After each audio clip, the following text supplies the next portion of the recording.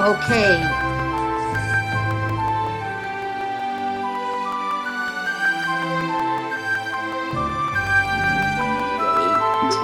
Okay, go ahead. Okay.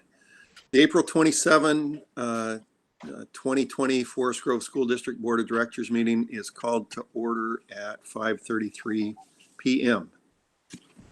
Roll call of board members present. Mark Everett's here. Kate Grandusky. Here. Brad Bafaro. Brad Bafaro. I'm here. Okay. Valerie Ingram. Here.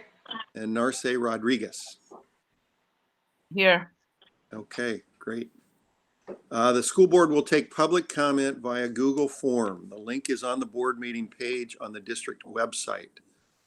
The designated email address was also added, and comments received will be read at the appropriate time on the agenda. Would you please join me in the flag salute? I pledge allegiance to the flag of the United States of America and to the republic for which it stands, one nation, under God, indivisible, with liberty and justice for all. Okay. Next is introductions of audience and staff. If board members have already checked in, if the audience could just check in and say who you are. Thanks.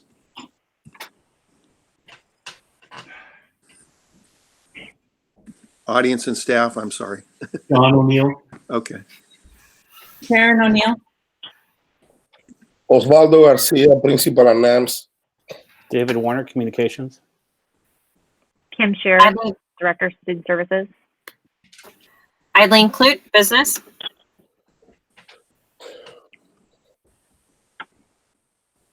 Enrique Pignon, Technology. Okay. That must be everybody. Okay, thank you. The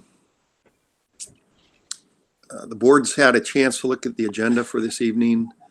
Can I get an approval, motion for the approval of the agenda?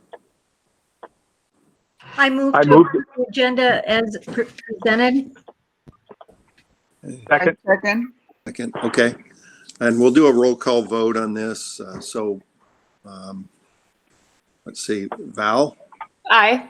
Okay, Narce? Aye. Kate? Aye. Brad? Aye. And I am an aye as well. So we have approval of tonight's agenda.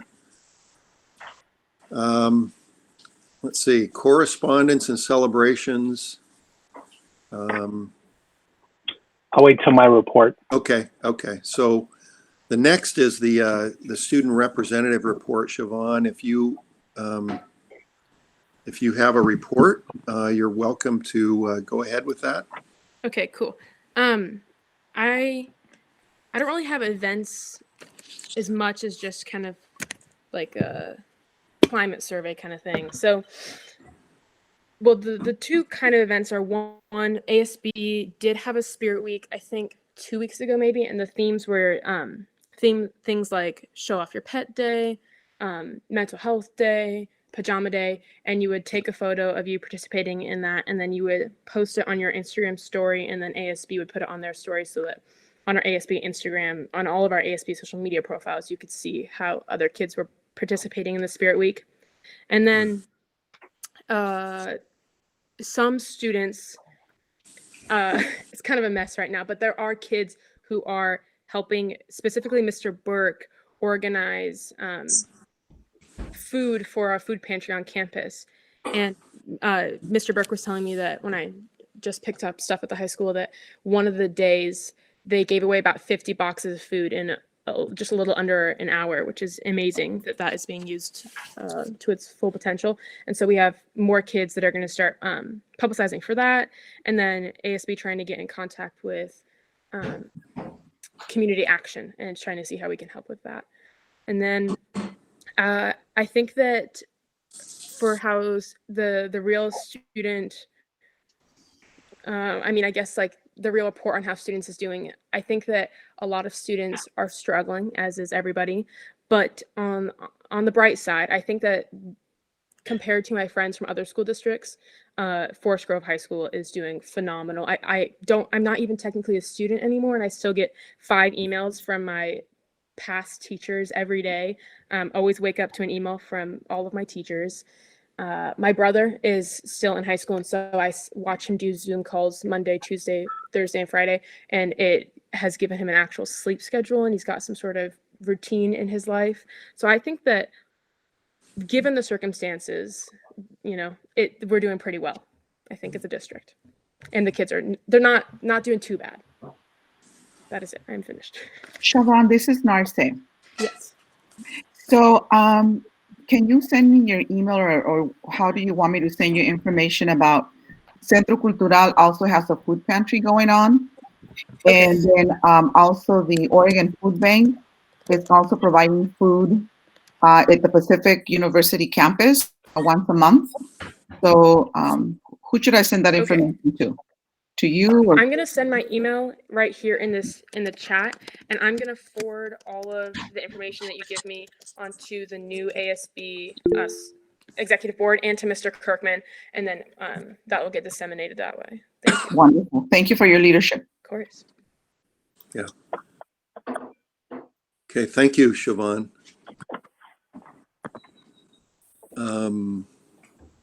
Okay. Let's see, student, well, Mr. Parker, I think the next 2 or 3 are, so I'll let you just take it away. Yeah. So Siobhan, I'll also touch base with you. I know I'm meeting on Wednesday morning with our faith community leaders and the folks who are leading some of the food insecurity pieces, and the high school and other pieces. So there's a lot of groups kind of working together to improve this. So I think I'll try and connect with you just a little bit. I think they're all talking, but if they're not, I just want to make sure we get everybody connected, so that there's lots of great work going on out in the community, and want to make sure we're making the best use of it. I'd also echo exactly what Siobhan said, which is we're 2 weeks into our distance learning for all, which we've had some significant challenges, right, in the organization. What we're currently doing is not easy. The challenge of our parents trying to facilitate their students' learning while doing their job or being out of a job, and the trauma that that's brought. The challenge of our staff trying to communicate and teach in a modality that most of them have never had to completely rely on this technology to do every aspect of their teaching. The challenge of our students who are learning in ways that many of them have not had to rely upon. Things take longer. The communication is a challenge, as we noticed starting up this board meeting again. With all of that said, what I would echo is that I think there's lots of positive things going on with our teachers. What I'm hearing from folks is just people connecting with our kids and connecting with our staff. I think all in all, I think we're doing a pretty good job of it. And I'm hearing the same basic things is they feel like the district, our staff, our leaders are doing good work. So yeah, we're a little ways into this, and we're making the best of what's a pretty large challenge. So meals served as of this morning, Forest Grove has served over 34,300 meals since March 16th. We're averaging right around somewhere between 1,400 and 1,600 meals a day. Most of them are falling now pretty regularly around 1,500 meals a day that we're serving. The plant sales going on this week, and again, some of the normal traditional things in our school district are still taking place with some changes, but online orders went well last week. The in-person shopping will open April 30th, May 1st and 2nd from 10 a.m. to 5 p.m., May 7th and 8th from 10 to 5 p.m. You'll see it in the notes. They're limiting the number of customers that can enter at one time. Will only accept checks and credit cards due to the COVID-19. So that's how they're managing the social distancing piece. honoring the class of 2020. So there's a bunch of things that the high school have organized, and that I just think have been really awesome. Be the Light, the high school has found some great ways to recognize the class of 2020, beginning a few weeks ago, and every Friday through June 5th, Forest Grove High School is participating in Be the Light. Every Friday night at 8:20, the lights at Dick Hendricks Stadium are turned on to honor the senior class. Athletic director Doug Thompson has turned on, he's become a part-time DJ and plays music for about 20 minutes. The graduates banner down on the tennis courts, the admin team at the high school has displayed 3 large banners on the tennis courts, class of 2020, nothing can take away from your accomplishments, with a list of all the seniors who are graduating on the, looked great, Karen. So again, I thought that was wonderful. Spring sports recognition. Each week, Doug Thompson releases a video recognizing the spring sports athletes. The video is posted to the athletic Facebook page. Spotlight on success. The high school staff is preparing to recognize senior awards with a drive-by and pickup event, and we'll also create videos to recognize these students. And then they're also working on kind of finalizing some plans for some sort of celebration, graduation. So there's still more information to come, but they're actively working to try and get that organized so we can celebrate our students. And that's kind of what's going on in our district. It's been a busy place. I talked to one of our administrators, and he had been on Zoom meetings from 8 in the morning until I pulled him. When I called him, it was about 3:30, and he'd been pretty much straight, just meeting with people, trying to connect. So lots of stuff going on. Dave, I have a question. What about the Viking house? What's happening with that? So I'm going to answer this, and then Karen, if I get it wrong, jump in. And what I'm understanding right now is that they are continuing with the Viking house. They're using the subcontractors who would have normally taught the kids. Actually, the subcontractors do work too, but a lot of times we have the kids doing the work. And I think the subcontractors are moving the house forward. I think that's where we're at. Yeah, it's basically Higginbotham, Martinez, Bob Lismer, and Chuck Thurber that are working on the house right now.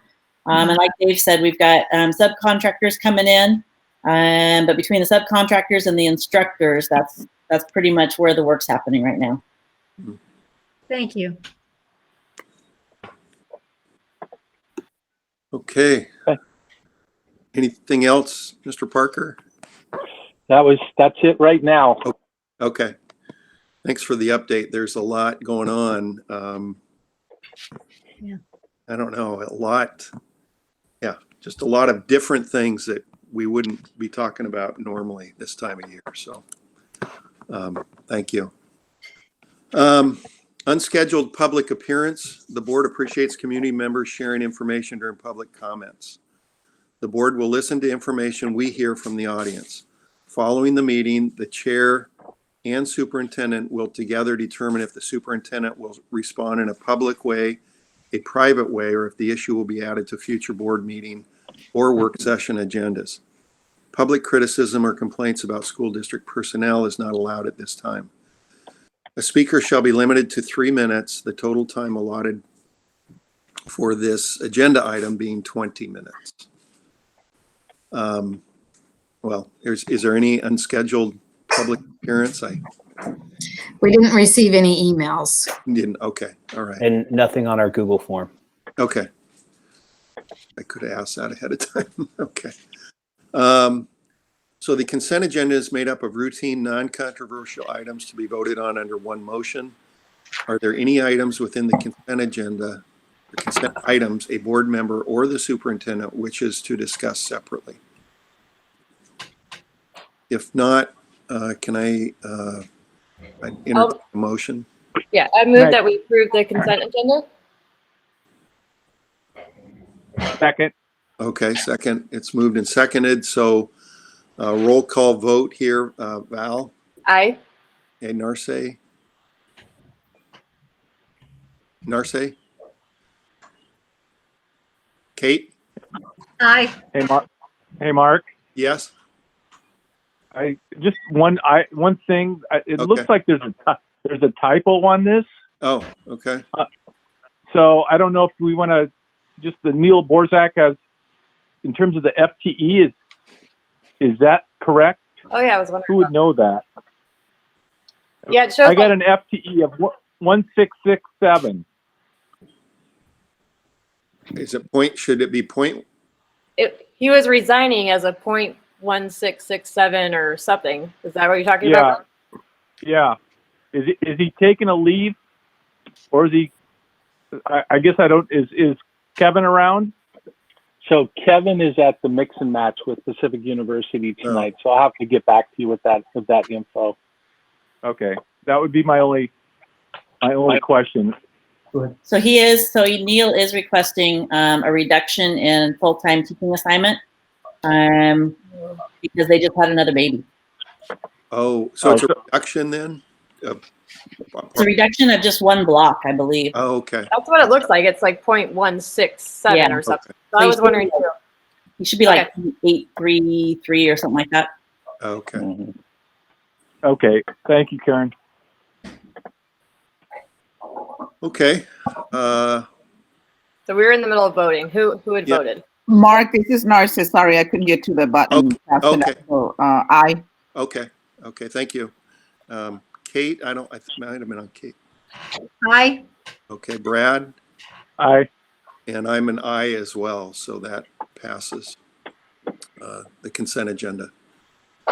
Okay. On to the presentations. There's one tonight, and it's the secondary grading policies for the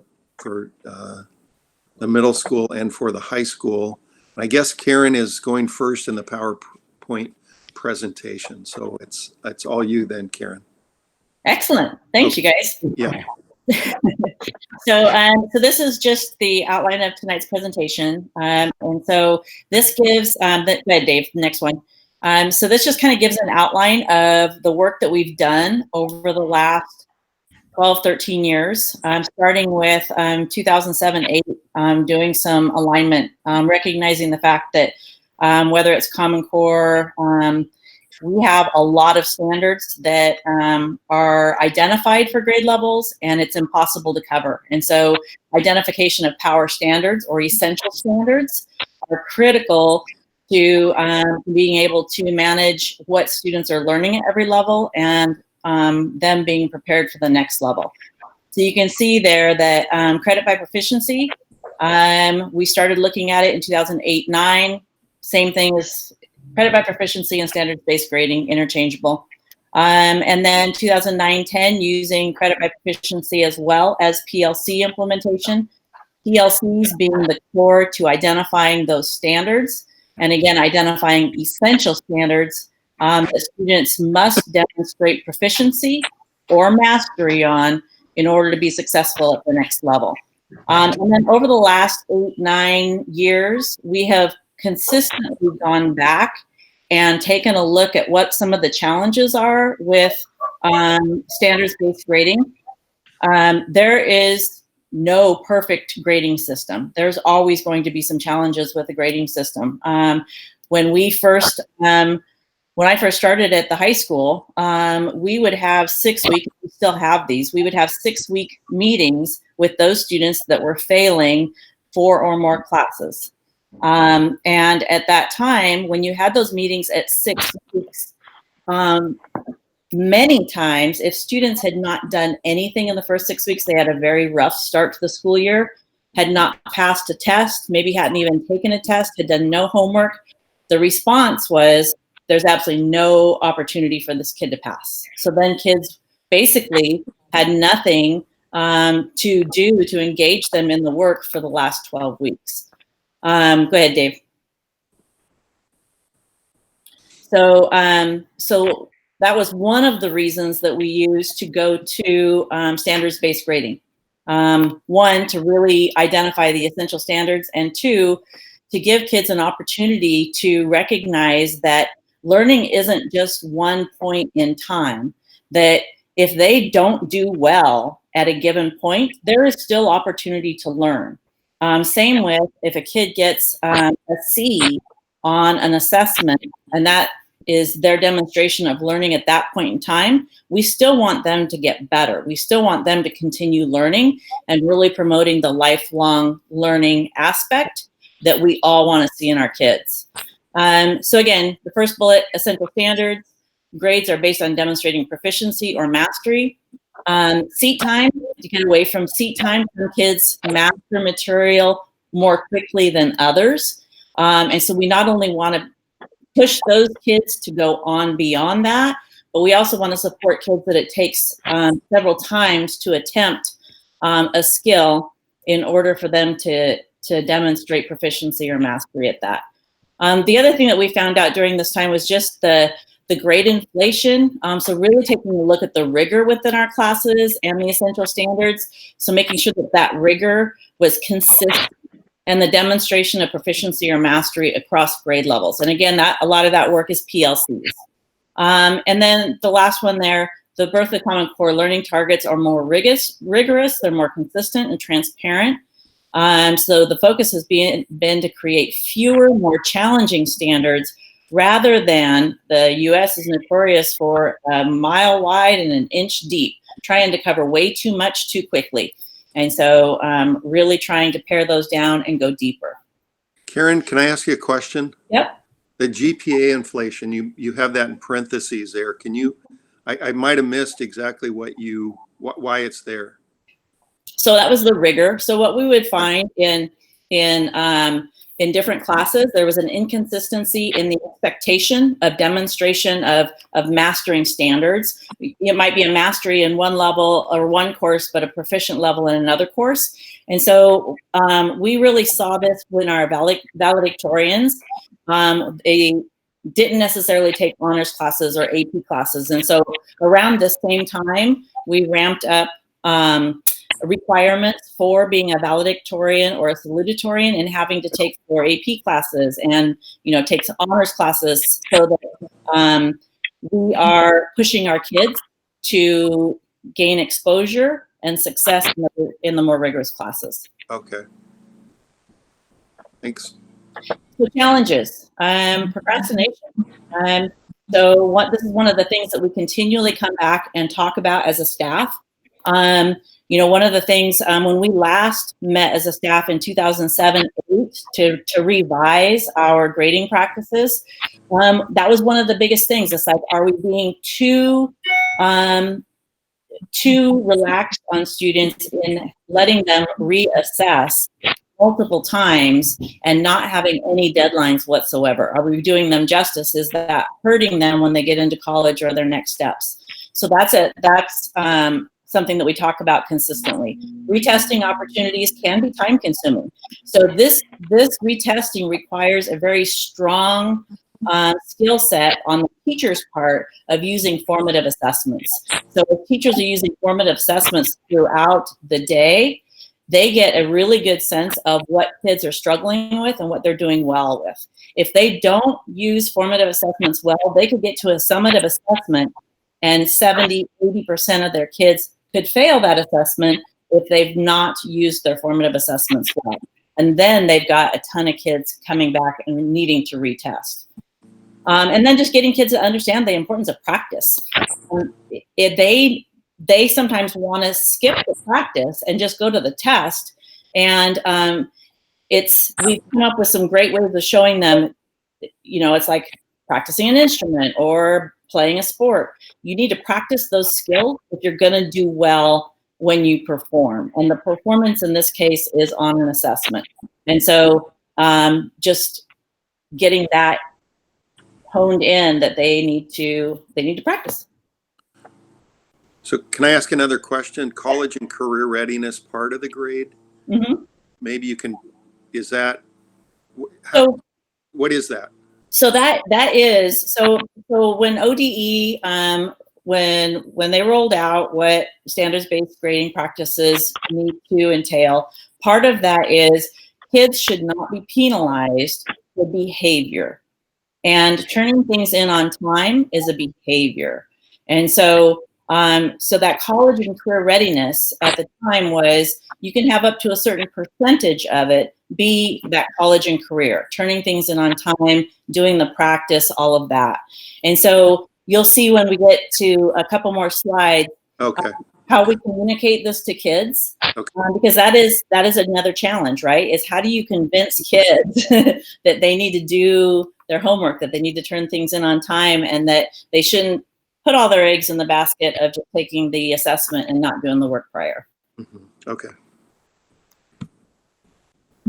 Okay, so this is the actual presentation that we take to kids. And this one actually is back in 2008 because that's the last time that we revamped our grading practices. Like I said, we come back around and revisit it about every 3 years. Some of that's with the turnover of new staff. Some of it's just, okay, how can we do this better? What are some things that we can improve on as we learn ourselves?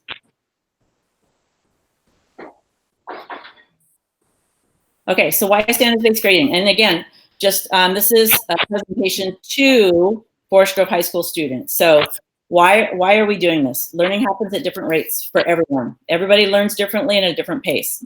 Reassessment is a necessary part of the learning process. We don't want kids to give up when they fail. They need to keep learning. Same thing if they get a C on a certain assessment. We don't want them to stop there. We want them to continue learning and work on their skill set until it's to a mastery level.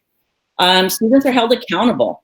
They must demonstrate a certain level in order to pass the class. They don't get to do like credit recovery in the old traditional system. They don't get to do extra bonus points to make up for a deficit in essential standards. Those essential standards are essential. And then teaching based on the standards ensures that all students have the ability to transfer the content. So we're saying in the PLC, so English 9, for example, they have the same standards, common assessment. We can ensure that every kid coming out of there has the same skill set, and that's critical. It's not teacher dependent, just like we don't want our graduates to be dependent on their zip code. We don't want that to be the case. So why do students get more than one opportunity? The consequence for a student who fails to meet a standard is not a low grade, but it's a requirement or opportunity to resubmit his or her work. We want students to give their best attempt, take the feedback, go back, redo, rewrite, study, relearn, and then come back and give another attempt. It might take them 2 or 3 times. That's okay. It's all right. Several of us have had to do that in our career as far as needing to do an assessment or learn a skill and not get it right the first time. And that's what we keep telling kids. It's okay to fail, just don't give up. Can I provide a comment? This is Narce. Yeah. Thank you for your presentation. I'm having a hard time with the statement, it's okay to fail. It sort of, for me, it doesn't set the bar for our kids. And I don't think it's okay for our students to fail. I think it's okay for them to try, but that sends for me, it sends a really negative message to tell our students that. It also worries me that we're not preparing them for university level because they're not going to be able to take their stuff 2-3 times. So I get the fail part, and one of the analogies that we use. So kids nowadays, most of them are familiar with video games. And it is amazing the amount of perseverance and grit kids have. They fail many times in doing that, but they keep going. So I guess in communicating, Narce, in some of that is just, we don't expect kids to be perfect the first time. We expect them to be challenged, right? We want them to be challenged. If we're not challenging them, then we're also not pushing them to be the best that they can be. But I get what you're saying. I totally get what you're saying.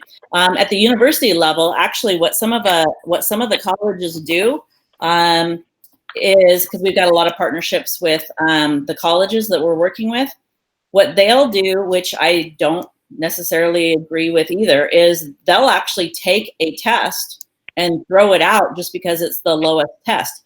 It might encompass a whole skill set that is actually pretty important for those kids to have. Then that's one of the practices that they do. Again, I'm going to say again, no grading system is perfect. There's always going to be challenges. And the colleges have some challenging practices in their grading systems as well. Yeah, okay. So learning is a process. To fail or struggle, probably a better way of saying it in RSA, struggling at a particular skill or concept the first time is perfectly okay. And again, it's expected. We would not expect people to their first attempt have it down or be perfect. Our goal is that kids take the feedback that's provided to them and improve so that they're constantly getting better. Practice and feedback in any grading system is critical. So if you don't practice, then chances are you're not going to improve. One thing that we require kids to do is if they don't do well on assessment, and you'll see it in the next slides, if they don't do well, they have to go back and do all the practice, because that's the thing, that practice is important. So what if I need to try again on an assessment? Perfectly okay. Teachers will require you to complete practice items, so homework, review material, to give you additional practice to get better. That's along with reteaching, spending some time if they can after school to reteach the material. And then students must show the practice of the skills in order to do a reassessment. So, and this is a change, because when we first started this, we did not have this piece in place. And what we found is kids would come in and like just reassess and take the test again, and they wouldn't do the practice that was necessary. And so this was actually something that was on one of our reflection as an entire staff, that we said, okay, we need to figure this out, and a requalifier makes total sense.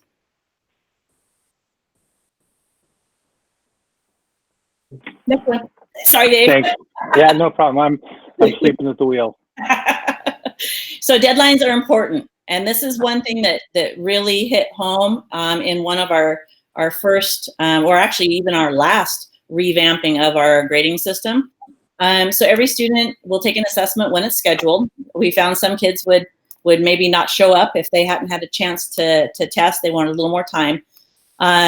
There should be no qualifier for the first assessment. Some kids will be able to take an assessment and do fine on it without having to do all the homework and all the practice. So that's fine. That's standards-based grading. That's proficiency. They're able to demonstrate it. But we put some pieces in place so that that deadline is important, again, to prepare them for some of the college standards that people are concerned about. And then teachers will use formative assessments to know when the majority of students are ready for that summative assessment. Okay, next one. So they get an A. So this is over the last 9 or 10 years of kind of revamping these practices. So if you demonstrate a proficient level, 70% or higher on the very first attempt, typically as you're learning new material, that means that you have done some practice, right? Then you can still get up to 100% on a reassessment, okay? Now some of our AP and college level classes, because we articulate with them and we work with those instructors, some of the grading practices in our college classes are different. And they may not get to reassess for their college grade. And then if you're absent, then you schedule your first attempt the next class period. And that's just making sure that kids don't try and push their first assessment down the road too long, because then it's a domino effect and kids get overwhelmed pretty quickly. Next one. So if I'm not proficient on the first attempt, if your first attempt is below a 70, you schedule your additional attempt, but you won't receive 100%. Okay, so this is encouraging kids to put in the time up front to do well the first time, so they can still get an A. So they can still get an A on the reassessment, but then after that, it drops down to an 80%. Again, this is to try and help with those concerns that kids were not putting in the time they needed to on their first assessment, and then it would really kind of snowball and not put kids in a very good position. Next one. Okay, all classes be the same. Each teacher or PLC determines what the standards are. So those are the same. Like I said, in an Algebra 1 class, those standards are the same, the assessments are the same.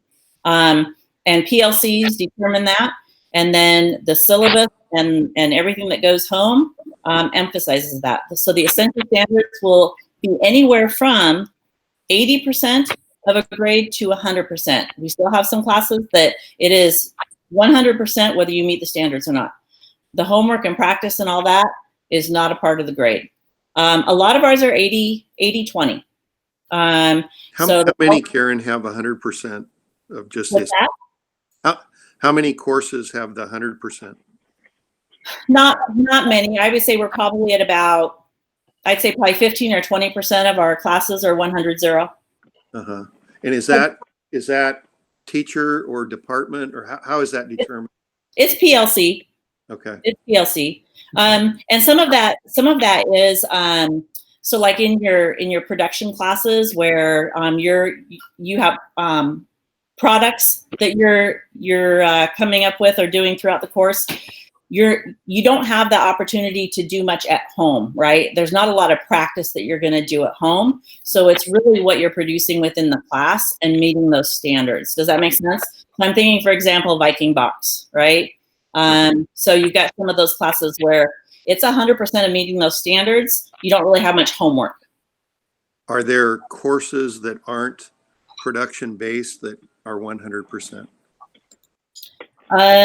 Yes, there are. Okay. In some of our language arts classes, there are going to be, because a lot of the revision, I mean, it's all work, kind of, what are they calling it? Not scaffolding, workshopping, to work up to the standards of a full-blown essay, and then the production of that essay in class.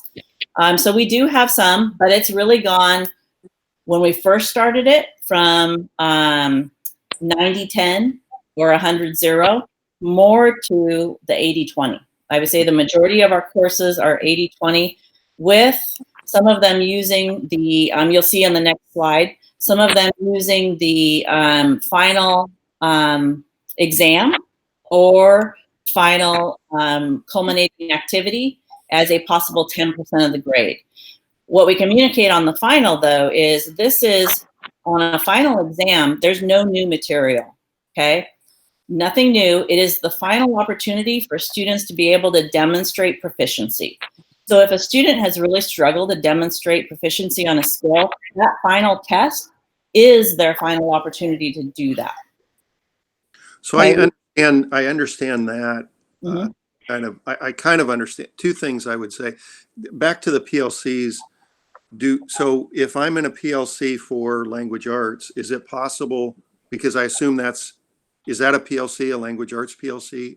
Yes. It's grade level. Typically? Yeah. So Yep. So could I be a part of that PLC, and my colleagues that are teaching language arts courses could be 80-20 and I could be 100%? No, we asked them. Okay. We asked them to come to consensus. Oh, for that PLC. Yep. Okay, so that cohort or that group of staff members would be on the same page. Definitely, and the reason for that is because for those year-long classes, even though we don't want kids to switch at semester, there are changes at semester, and so we don't want a kid halfway through the year to go to another teacher and have an entirely different grading system. So each PLC needs to be consistent with what those grading practices are. Okay, and then back to the final exam. So, I guess in the old days, you would, when I thought you would teach your curriculum, and then when it came to the final, you would have had 3 weeks or 4 weeks of new material, right? Yep. That would be on the final. And, you might wait that there might be more questions on the most recent material, if that makes sense. Mm-hmm. and fewer questions about what you learned in September, if that makes sense. And what you're saying now is that if I'm given a final exam, I have to have covered all the material before the final exam. Absolutely. Okay. Yes. Yeah. And I guess we kind of call the other one, because we hear about that in a lot of college classes still, that, the professors will lecture, and then none of that is on the final exam. It's all out of the textbook, which they never covered. And we kind of call that a gotcha. We don't want to be in a position where our students feel like we are teaching, but not teaching what's important to be tested. And so we want to engage them in conversation. We want to engage them in critical thinking about the topics that we've deemed essential for them to be successful at the next level. So we don't want to throw a bunch of new stuff in there and then basically tank their grade to some extent. So how soon does a classroom teacher need to finish the, you must have a sense of if It's I'm about going 2 weeks. Yeah, it's about 2 weeks before the end of the semester that they wrap things up. And then they get into like a review mode of practicing for the final exam. And some of that, just depending on the course, obviously language arts is going to be really working on the essay, and, math will be looking at, reviewing the skills and going back to the beginning of the semester and figuring out where students still need some practice. But yeah, about 2 weeks. Mm-hmm. Yeah, I guess I don't necessarily see that, but that's fine. Yeah. Okay, so I think we did that one. So what happens if a student decides not to participate? This is a challenge. We've got a handful of kids that, they're really challenging to engage in content. But what we communicate is participation is not acceptable. Non-participation is not acceptable. We want kids to engage in the work.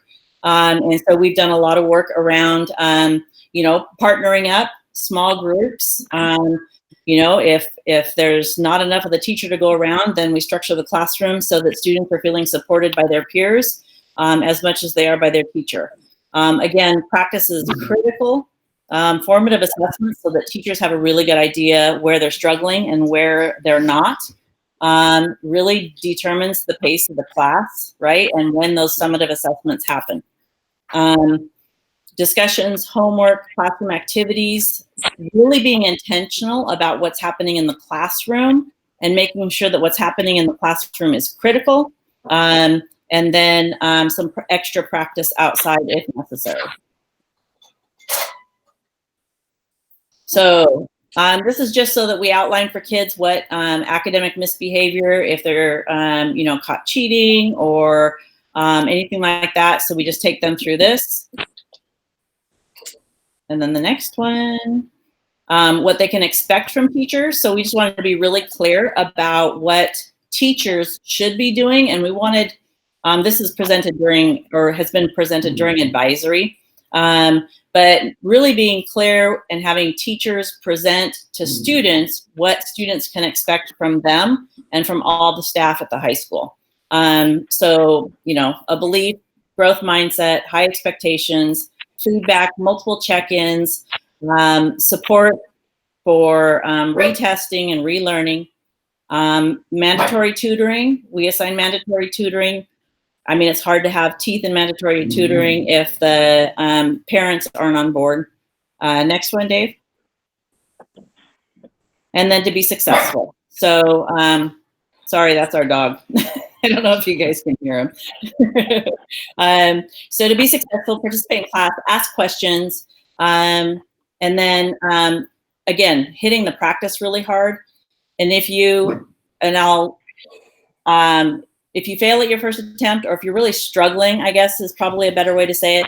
If you really struggle your first attempt, don't worry, just get help immediately and advocate for, for needing a little extra help in learning a skill or a concept. That not all kids are good at doing that, about asking for help, but I'll tell you what, our teachers will stay after school as late as they need to help kids when they ask for help. So it's pretty amazing. Many of them there until 5 or 6 p.m. So next one. Okay. So thank you, Karen. I wanted to step in here because I probably should have paraphrased this a little. I asked Karen and Oz to come and present because I wasn't sure there was really great understanding of what our current practices were.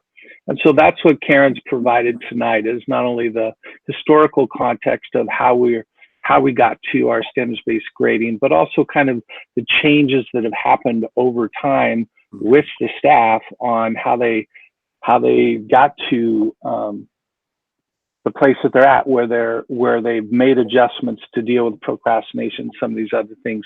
And now I want Oz to go through and talk a little bit about about what's going on at NAMS. But before we leave, I would just open it up to some clarifying questions around kind of what the policy is for Karen. Now, did you guys get a copy, Dave? Did they get a copy of the standards-based grading sheet that goes into the staff handbook?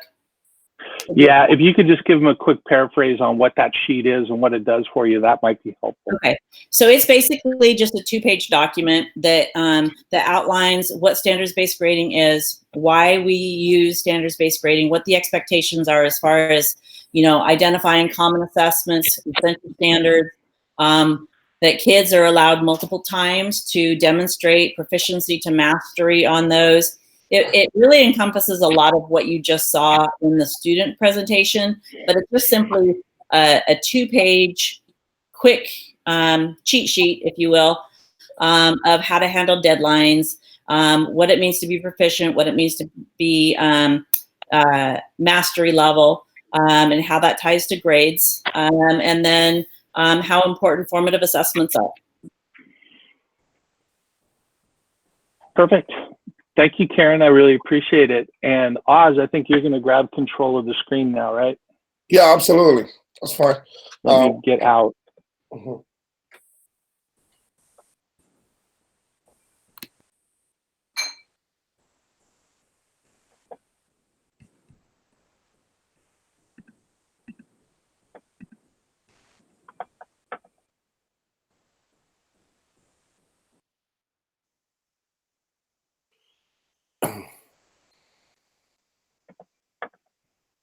Okay, can you all see it? Yes, I can see it. Yeah. Yep. So obviously, I'd like to begin by saying that, yeah, luckily, year 2007, that's when I became a math teacher at Neil Armstrong Middle School. And as a teacher, I was also part of this grading by proficiency.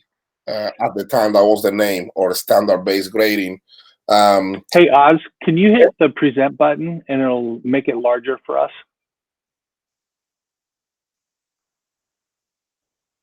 There you go. Thank you. Yeah. Mm-hmm.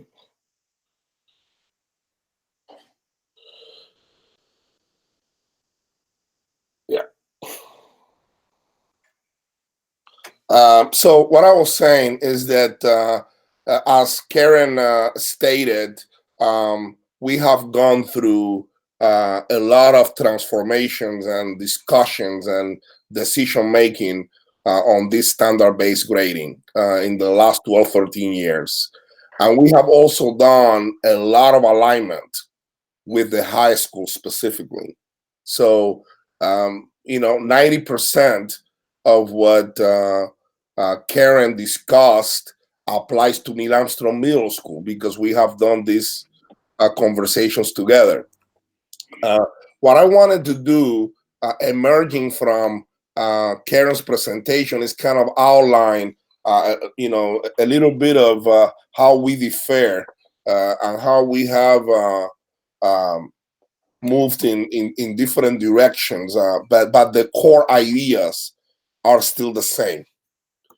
So when it comes to students who are not proficient, who are proficient, and wish to improve their scores, what we have here is that if a student demonstrates 70% or higher on the first attempt, so that means that a student is proficient.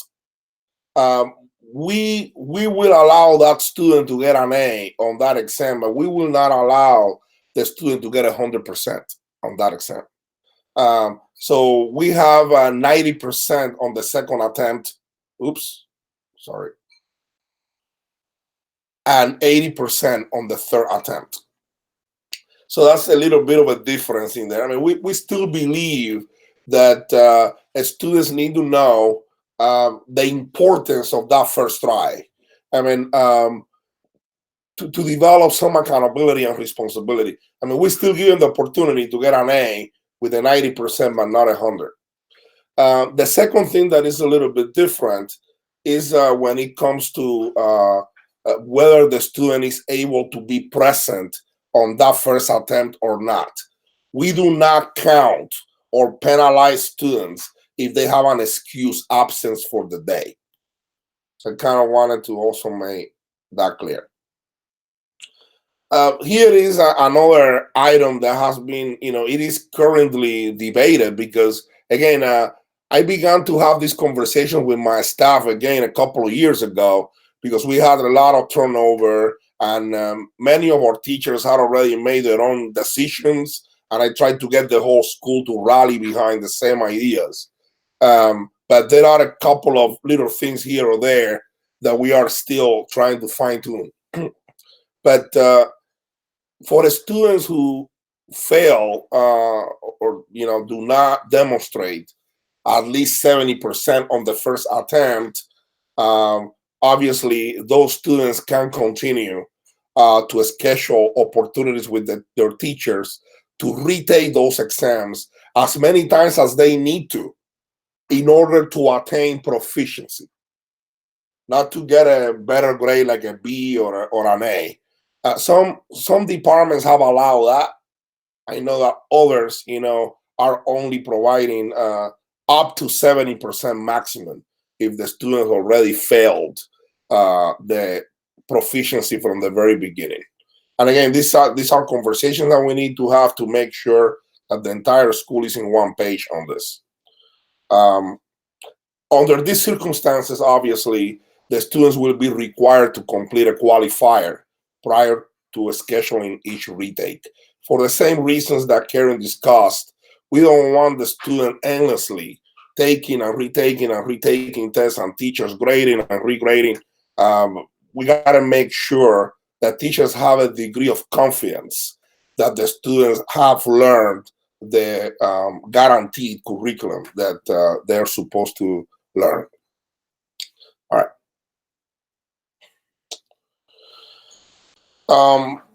The other difference is when we began this system, we were on a 90-10. And gradually we moved to an 80-20. And right now we are currently sitting on a 70-30. So that means that the essential standards, the actual assessment, account for 70% of the grade, and the college and career readiness skills. And that could be, can the student do a presentation? Can the student do a project? That includes the homework. That includes interviewing staff. I mean, that's when all the informal assessment opportunities come in and help with this career readiness. That accounts for 30% of the grade. And at NAMS, we have it across the board. All PLCs are on 70-30. We don't have some at 80-20 or others at 100-0. Everybody is on a 70%, 30% model. Final exam, very similar to what Karen just discussed. I think that the main difference here is that, yes, in addition to this is the final opportunity for the students to attain proficiency, it is not a required exam or a required project for everybody. It is required for everybody who needs it. And at some point, we make sure that those final exams or final culminating project, they include an opportunity for any student to revisit any of the essential standards that were taught throughout the semester.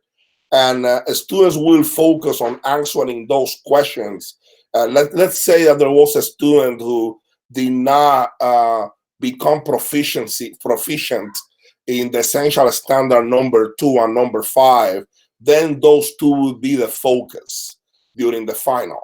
And that also brings that opportunity that teachers are able to assess students in unique ways that are not necessarily giving them a piece of paper and putting that in front of them and saying, okay, you got to answer questions 1 to 20.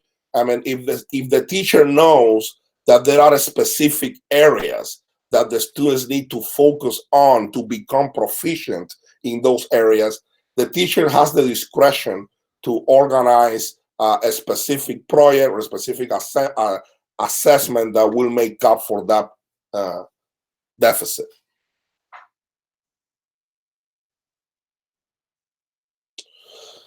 Okay, so those were kind of the most important differences. Everything else kind of matches. I also wanted to bring some attention to some of the questions and concerns that we have received from parents and how we address them, because obviously this is the kind of document that needs to be put in the hands of the parents so that they all understand how their kids are going to be graded, and also, you know, need to be published to the students. So when we talk about essential standards, one key word is guaranteed and viable curriculum. So we want to make sure that we're talking about the superpower standards that students need to know, and we will guarantee that we will teach them with fidelity. Something else that, you know, always comes up is, well, what is a passing grade? It's a C a passing grade, it's a D a passing grade. Well, we want every student to get a C or better, but there are students who can't pass with a D. We're talking about students who are proficient in every essential standard, but the lack of homework completion bring them below a C. Those students are still considered passing. We don't want homework to become the gatekeeper, even though we know that homework is important and that helps with what kind of letter grade the student ends up with. But we don't want to assume the student is not passing when we know they have the knowledge of all the essential standards that are required. When we're talking about PLC work, the PLCs need to get together so that they define what proficient means, using reasonable academic discretion and preserving high academic rigor. So they need to get together and say, this is what a C means in algebra. This is what a C means in, you know, language arts. And after the entire PLC gets together, as Karen beautifully stated, we have common assessments and data teams that support this kind of work. I'm just trying to not take too long here, but there are also some comments added here at the bottom, just kind of to show you how we structure and how we communicate our gradebook so that we don't confuse parents or kids. You know, when a student is taking an essential standard, a proficiency, we do not automatically place it in the proficiency category. We place them on the attempted assessments or attempted essential standards, because those do not get average yet. And then if the student is not passing, we place a number that is corresponding to the attempt that the student had. So this kid, for instance, took you know, an exam, did not pass the exam. We still give him the score so that the parents and the students know how close they were to proficiency. And then we place a 1 in the proficiency category to indicate, you actually are not proficient yet and you had your first attempt. For those students who, for whatever reason, they were not present, we entered a 0, like you have not attended yet, and an MI that stands for missing. So again, these are just little codes and things that we explain to parents so that they don't get confused when they take a look at all of this, because sometimes the percentage don't really reflect the work of the children. And they say, wait a minute, my kid had an A today, and tomorrow this same kid has an F. What's going on? And that's when we need to get into all this coding so that parents have an easier way understanding our systems. So I'm just going to stop sharing here. Going back, and then open the floor for any questions.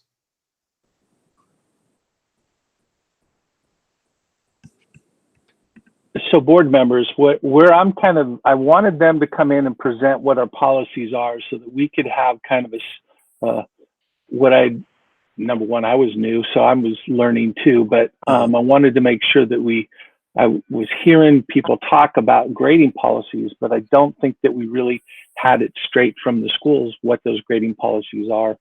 So if there are questions that they can answer about your policies, they would take those now. Otherwise, I'll also circle back and talk through some of the other differences between kind of traditional grading and our standards-based grading that we have. So I do have, I don't know if my microphone's on here. I think we can hear you. So I do have questions, but I think I did want to just listen today. And I have some questions. I mean, and Karen kind of hit on some of the things I think about, and Karen listed it as a challenge, which is, I can't remember how you worded it, Karen, in that first challenge, but having kids be accountable for their learning in somewhat of a timely fashion. Yeah, the procrastination piece and setting deadlines. And that's a real concern for me. I also have questions about homework and how, I heard that it's 80-20, maybe predominantly at the high school. It's 70-30 at NAMS.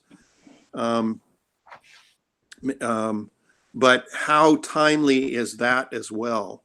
In other words, can you hand in an assignment from October assuming you're in the same course for the second semester in February, and so I have some questions, and I do have questions, and I think I'll follow up. Maybe I'll follow up. I don't know. I'll go through Dave to follow up with my questions, but I think this is a longer conversation, and I do have some thoughts about this. It's going to take a longer time than just tonight.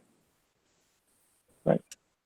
Yeah, and I agree with Mark, and I don't mean to put anybody on the spot, but each year I go through the state assessments for all our grades, K through 12, and so I look at this standard-based grading. Can you hear me? Okay. Yeah, you were kind of breaking up there a little, Kate. Okay. But I'm sorry, it's out in Gales Creek and the reception isn't always very good. I'm sorry. Anyway, I look at the state assessments from last year, and I've talked to Karen and I've talked to this in board meeting.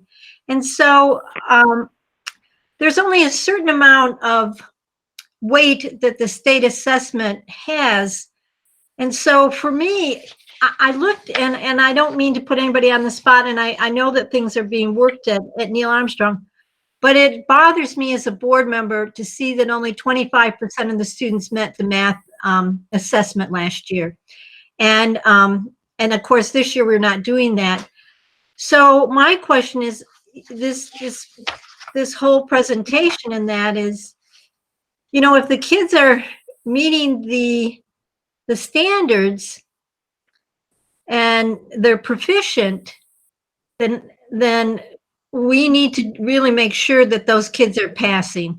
And 25% last year was not okay. And I know you're working on it, and I know you're working with Dave and John, but as a board member, I spend an inordinate amount of time every year going through that notebook. And it's very important that our kids have those skill sets. And I know it is for you too, to go on to the high school. So I don't know if you need to tweak this, or I don't know what you need to do. I know you guys are working on it, but that's a concern I have. And as a board member, you know, I want to make sure that we're providing you with the support you need. But it really stood out, and I was deeply concerned about it.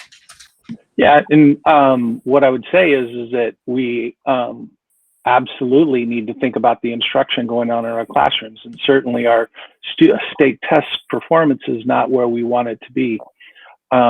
The assessment aspects, the formative assessment specifically, the summative is just measuring how kids, what they did. That formative assessment tells us whether or not our instruction is quality and working. And so there's a lot of work that we're ready to start doing. We would love to have the resources to begin to do some of these changes. And, you know, I know that's kind of a cop-out in some ways, but there is an issue here around us improving instruction, beginning to have teachers talking about their instruction and our performance somewhere down the road there. The assessment is not necessarily, I mean, the assessment is part of good instruction, but I would tell you that I'm far more worried about us bringing our teachers together to talk about what's going on in the classroom than the assessment piece here is not the bigger player. That's my take. And I would I'd welcome the principals to also pipe up there. It is a longer conversation. I brought it here because I know there's conversations going on. So I wanted to start with what our current policies are, but no, I agree. I'm not happy with 28% either. I completely agree. I know that my teachers are working extremely hard, and we need to continue to get better, and we need to continue to learn how to be more effective. And I know that we can get there, and I know that my teachers are taking it also very seriously. But I'm responsible for it. I'm the principal, and I am committed 100% to change that reality. I know that I have the right team to do it. I would say something along the lines of the state. I think we're talking about the statewide assessment, and I've said this before. I've said it in conversations and meetings. I think that our students are more. I don't think that those state assessment scores represent the ability level of the students. I don't know. What I don't know is how. What I have a sense of, or my sense is that students aren't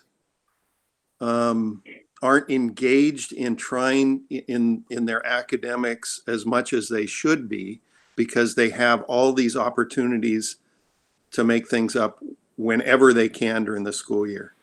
And so that's my sense of it. And I don't know if that spills over into the statewide assessments. I mean, I've sat where you guys are, where your students are assessed, and how seriously do they take those tests? In fact, at the high school level, some of your brightest students probably don't even take them because they're passing AP exams. They passed them. They met those criteria in other ways.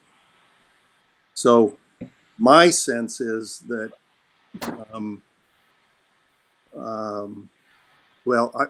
I've thought that maybe the standards-based policies that we have with the timelines are too lenient.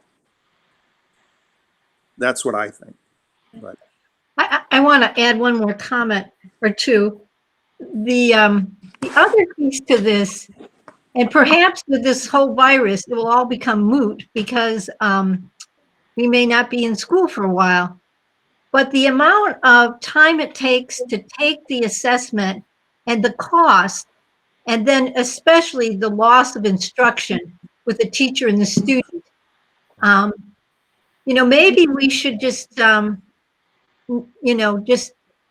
take the test, maybe challenge it and say, you know what, this is not a meaningful assessment for our district or so I know that involves quite a bit of stuff, but I know what's happening at the elementary level, and then it's really 4 to 5 weeks that the kids lose really that one-on-one or group instruction time with the kids.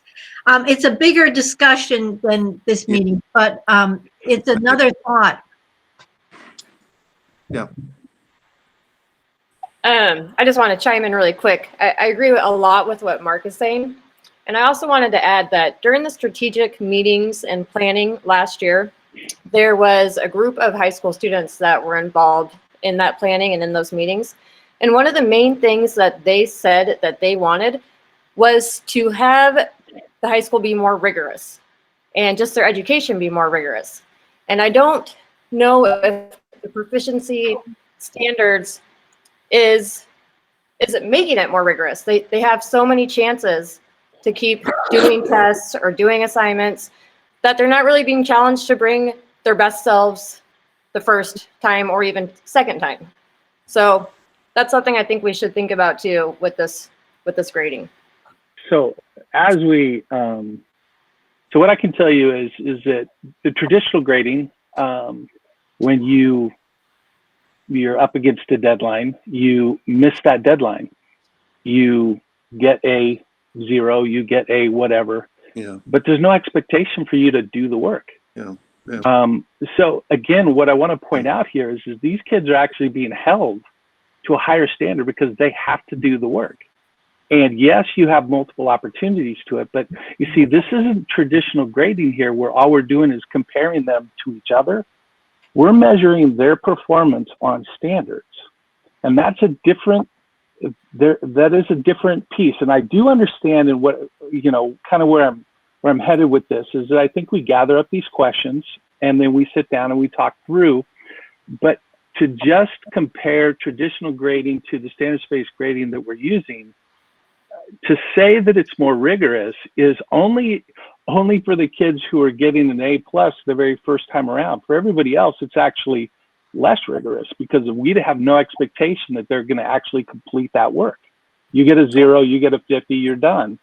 Our other kids, we have a set of kids that after about, if you start, I don't know, maybe you're sick, maybe you're skipping, but if you don't do the first in a AB class, you don't do the first set of assignments, and you're 3 weeks into this thing, and you have a 20%, you're done.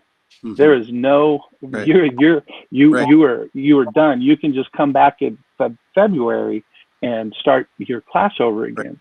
Right. What we've done is, again, there's an expectation that you must meet the standards.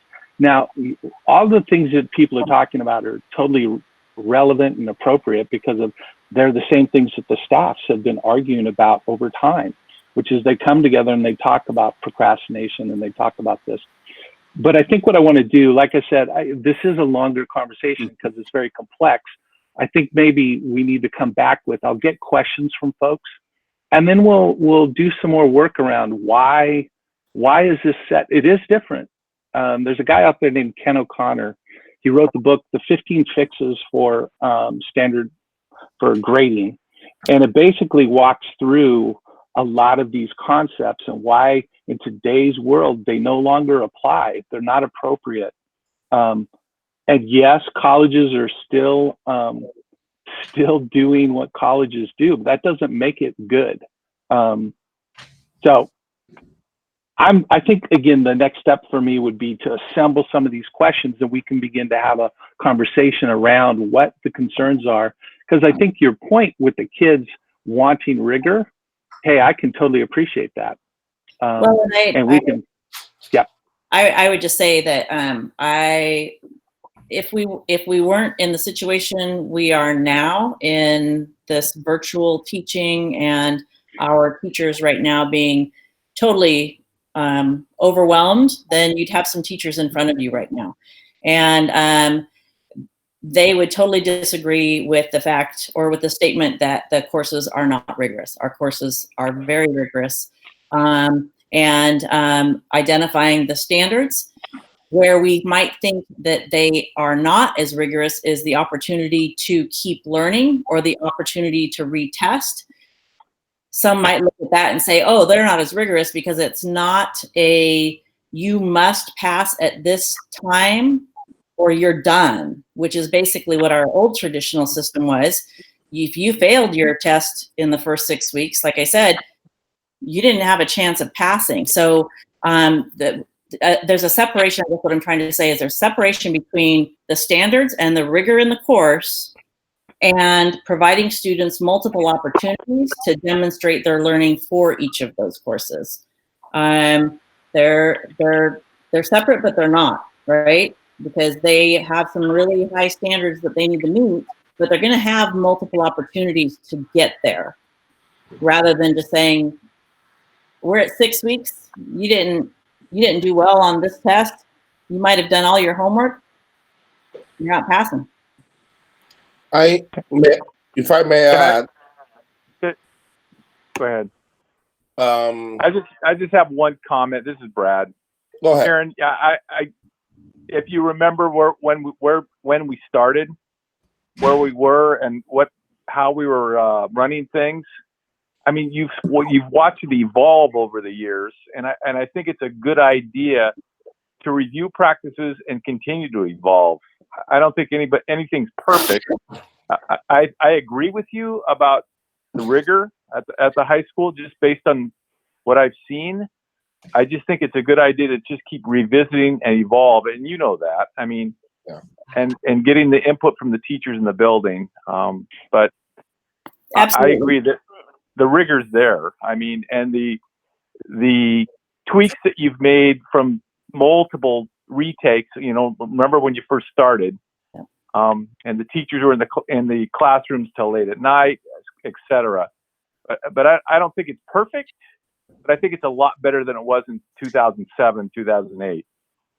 Agreed. So, I agree with Brad on that. And I guess my other point is we should not be satisfied with what we have at the middle school right now in terms of, you know, any assessment. We should not be satisfied at any level, really.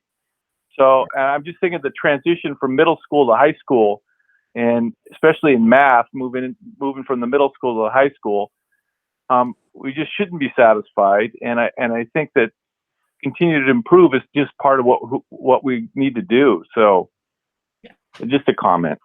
Yep, yeah. Agreed. I agree with Brad on that. And I just wanted go ahead, Oz. I just wanted to say that this is what I hear from most teachers, you know, that they are willing, because this grading system, believe it or not, it is also a high commitment for our educators, and they still spend a lot of time grading and thinking and reteaching and redesigning. And what I hear from the majority of the teachers is that many of them are willing to go through that because they can see the impact and the effect on the learning of children. And so I just kind of wanted to put out there, I know that we need to continue this conversation, but and I believe that we have evolved in this system in the last decade, and we will continue. We have the responsibility to continue to improve it. So I agree with Brad and with Kate and with Karen. Yeah. Yeah, I think that obviously continue to reflect. We would never settle for where we are. We can always get better. The procrastination issue, because we've obviously revisited this as a staff many times. You can go back 50 years, procrastination was an issue. It doesn't matter what the grading grading system is, that's not going to fix procrastination. But we've got to figure out a way to better engage our kids and get them to understand why they're learning what they're learning, and how it applies to their life. The grading system is not going to fix that. So this is Marcy. I have a question. Thank you for your presentation, both of you. Well done. You know, I've learned a lot. I've listened a lot, and something I haven't heard, and maybe it's just unspoken, or maybe I missed it. So there's a question, and then there's a sort of an aha moment. So one, the methodology that you're all using, it appears to me that it's homegrown based on the population of the students that we have. Besides what I heard Dr. Parker talk about, you know, a book, I can't remember who he quoted. But is this, are guiding principles for this methodology of grading based on equity, based on the population that we have? What's the framework around all this? Well, I can just speak a little bit about the equity piece. I mean, obviously, one of the reasons why this system was brought to our attention was precisely for the difficulties that some of our student population had, that they did not have a place necessarily where they could do the homework. They have multiple responsibilities of supporting parents, helping with translations, helping with babysitting. I mean, there were a number of challenges for many of those kids.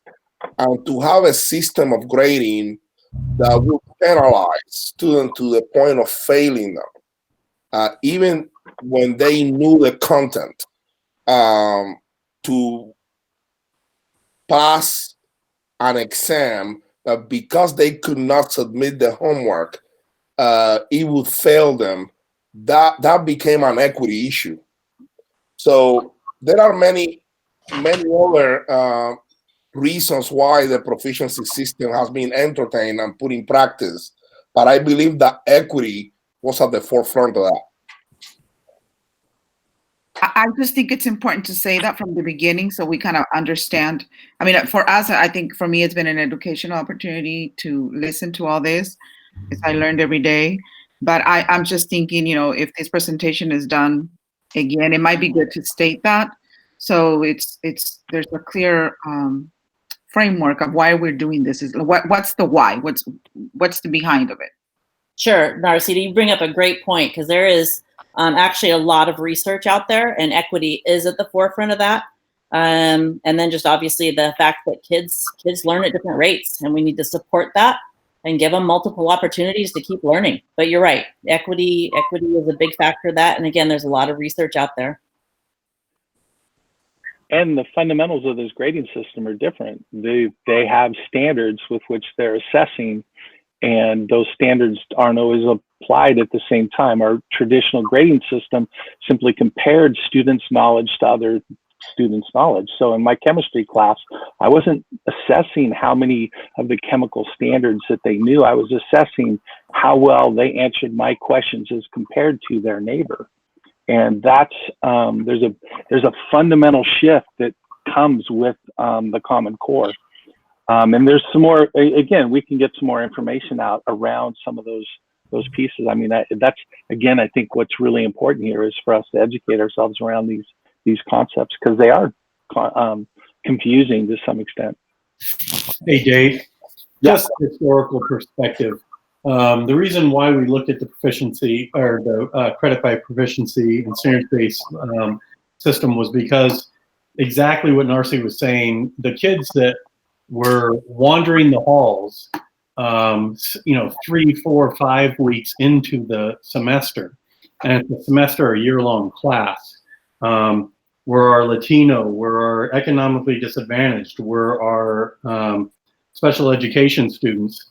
And that was kind of our aha, because I said, go to class. You can't be in the hallways. The bell rang, you need to go to class. Well, I've already failed the class. And unfortunately, that was 100 to 150 kids per period in the hallway that said, I can't pass. And then I'd hold the parent conference with the teacher and say, this can't be right. And the teacher's like, no, he's right. He can't fail the class. I'm like, whoa, whoa, whoa, whoa. We've got, the vast majority of the semester and the year left. We got to get back to that.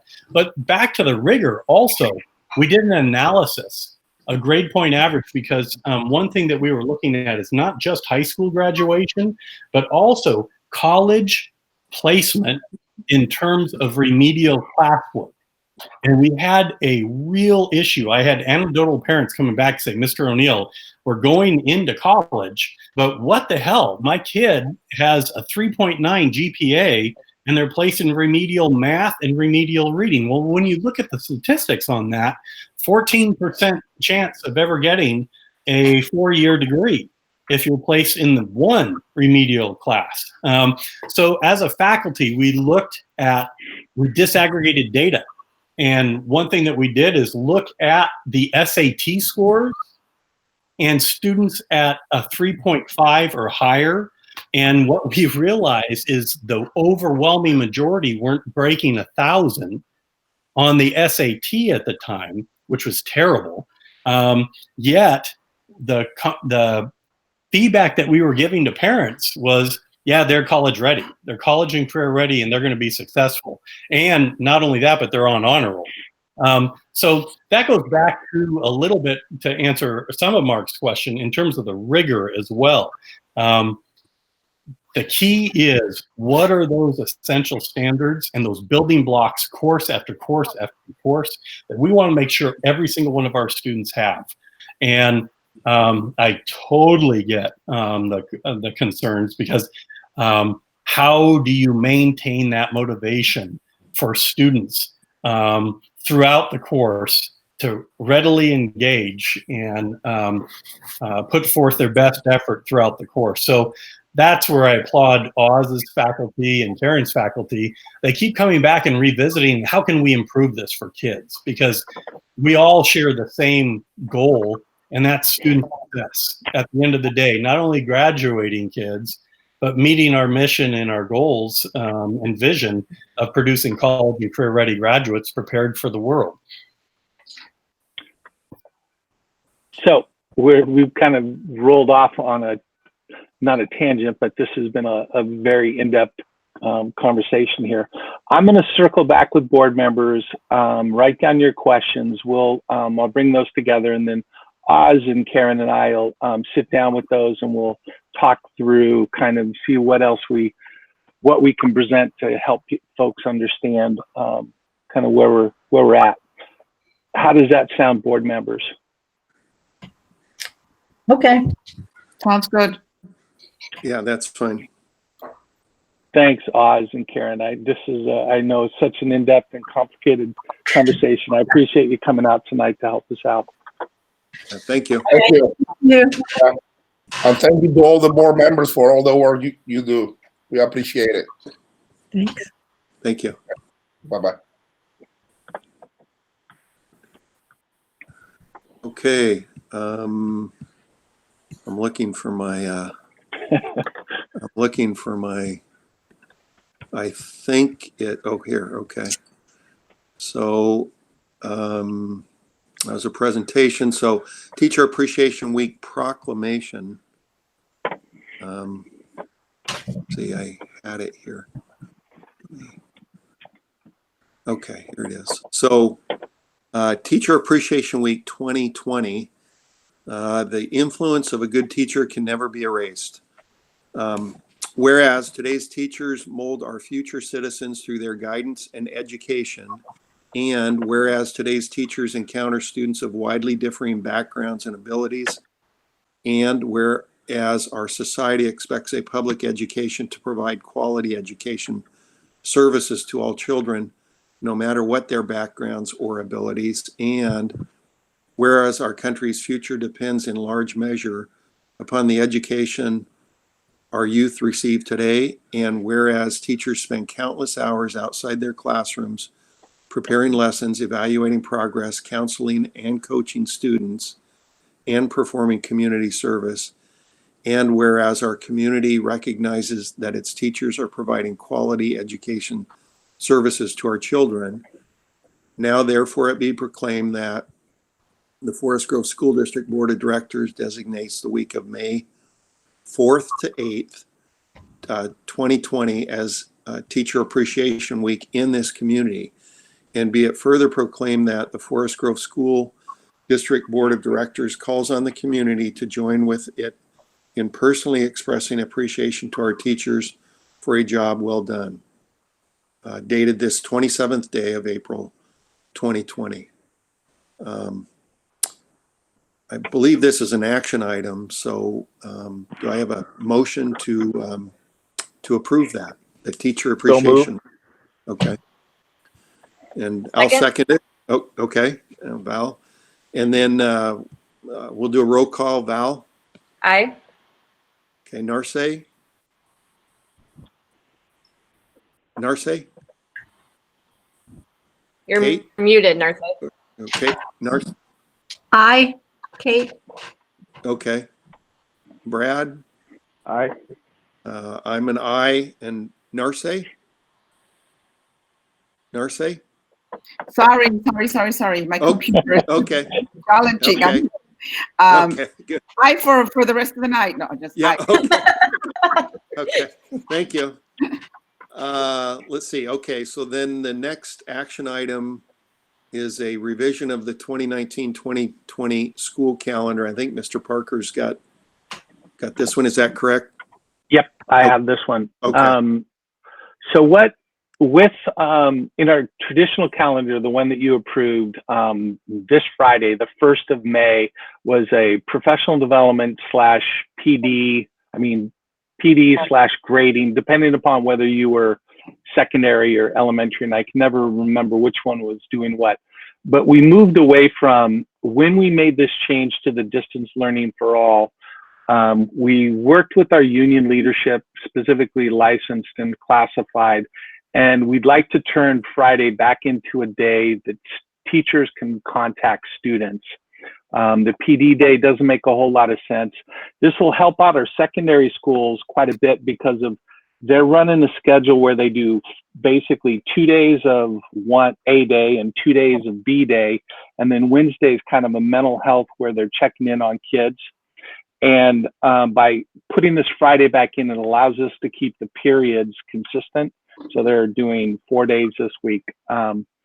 So that's what we're putting out in front of you. Normally, we wouldn't be trying to change the calendar 4 days in front of where it is, but we have worked with the groups and we don't believe this is I think it's best for kids. Okay. So it's changing a grade day to a student contact day. Okay. Yeah, I should say one thing I forgot. The licensed staff they were always scheduled for it to be it's a contract day. They're going to work. Our classified staff, our 9 and 10 month classified staff, were not scheduled to work it, and we're not going to have them work it. So if they were meeting with a group or whatever, that group won't meet on that day, just to try and keep the calendars, the number of days for these different groups aligned, because it was going to get really messy. So that's how we're going to handle the fact that some of our classified folks weren't going to work on Friday. They're not going to work on Friday. Our other classified folks that were going to work on Friday, they will work on Friday. So we're just maintaining those contract calendars. Okay, Dave, do you see any other calendar issues coming before the board before the end of this school year? Maybe. Okay. The conversations around the state budget are happening now, and so there are lots of conversations going on. Okay. I'm going to reach out to board members tomorrow afternoon. I should have some more information tomorrow, and I can kind of brief you on where we're at. Okay, great. Thanks. Okay, any questions about this action item from any of the board members? Okay, if not, I would make a motion that we revise the 2019-2020 school calendar as it was presented by Mr. Parker. I'll second that. Okay. Roll call vote again. Val? Aye. Okay. Narce? Aye. Kate? Aye. I'm an aye. And then Brad? Aye. Okay. All right. That motion passes. And I think on to some informational items. Is that right, Mr. Kathy? And Future action items. So we've, with this cancellation of school and then the distance learning is right in the middle of our transfer timelines. And so you've got in your board packet a schedule with new dates and times for how we're proposing to run our inter-district transfer requests. These will line up with Hillsborough, who we share students with quite a bit. So Kathy's kind of talked with their folks, and this kind of lines up with that. You're also, I think, in your board packet is information. There's the timeline. And then, hey, Kathy, did they get the transfer summary, right? You guys have seen that. I think that's... I thought I saw. Is that the numbers, Dave? Yes. Or out? Yeah. And yeah. Okay. Yeah, we have. Yeah, she emailed those to us. Yeah. Gotcha. So you've seen the numbers. What we're recommending, and I think again, there's another set of numbers of what we're recommending to you. Have they seen that, Kathy?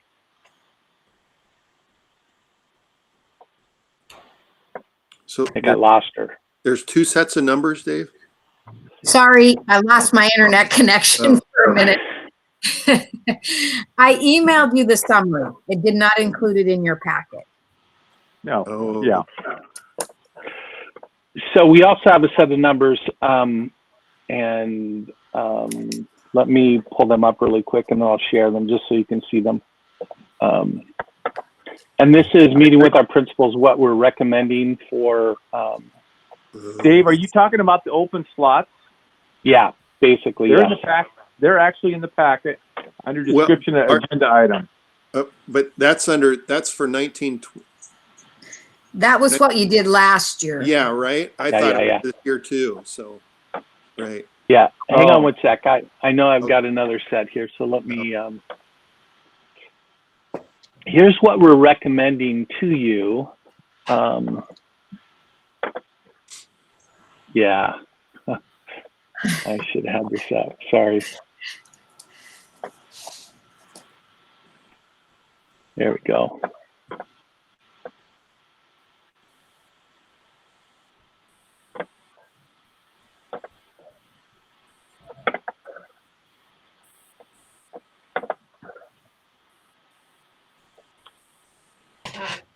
So you should have a sheet now. Can everyone see that? Yeah. Can you make it a little bigger? Yep, let me see what I can. So here's kind of what we're recommending. It's pretty similar to last year. What we've got is basically K through 8. We've got zeros. There's you'll see a 1 and you'll see a 2, and those are students who have been attending our schools.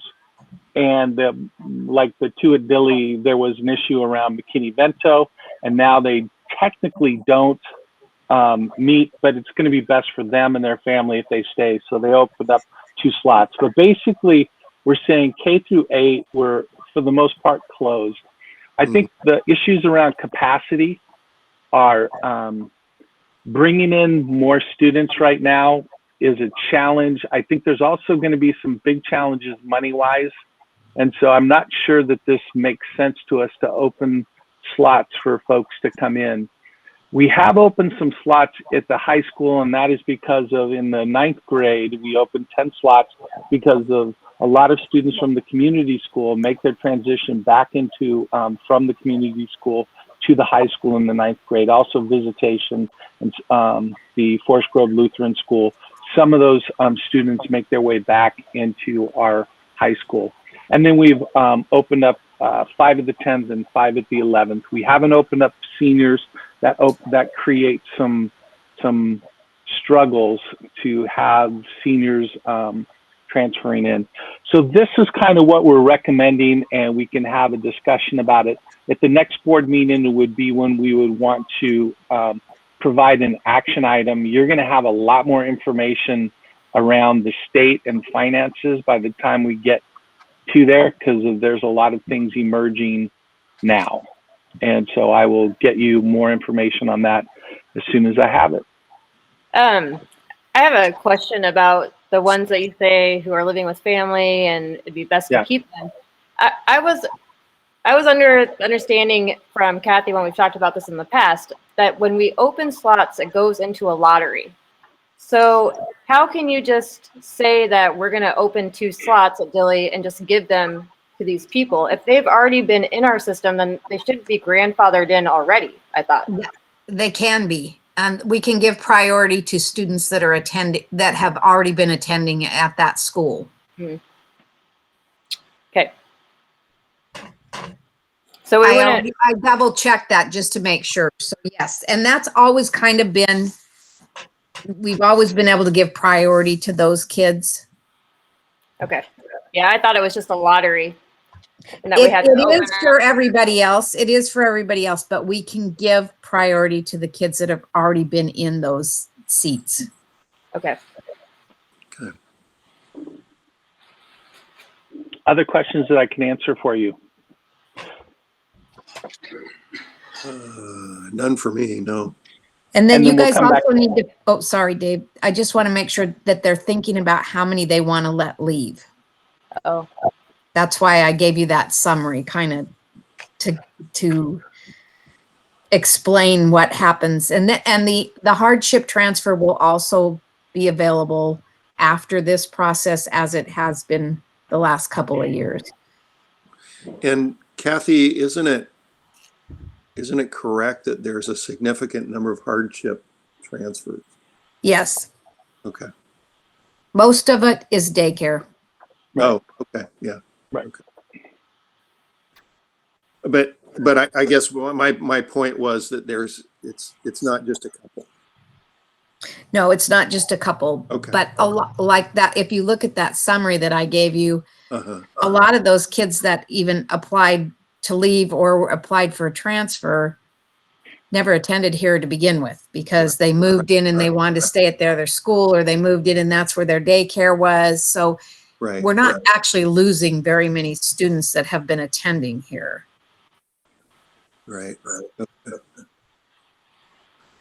Okay, so that will be an action item at the next meeting, which is in a few weeks, 2 or 3 weeks. Okay. Yes. Okay. And maybe if other board members have suggestions, they can get them to Dave or you, Mark, and then we can talk about board leadership. So we have a recommendation to bring to the board at the meeting. Okay. Yeah. Okay. Is there any other? I've lost my. Here's my sheet. Okay. So, future board items discussion. I've got about 3 or 4 sheets going here, and I always pull up the wrong one. So. Hey, Mark, you're doing a great job. Yeah. Yep. Okay, so future board items, board discussion. So are there any other comments or questions or discussion before we end the meeting here from any board members? Or okay. So if not, there being no further business, the meeting is adjourned at 7:16 p.m. Thank you, Mark. Thanks, everybody. Okay. Hey, see you later. Okay. All right. Good evening. Goodbye. Thanks.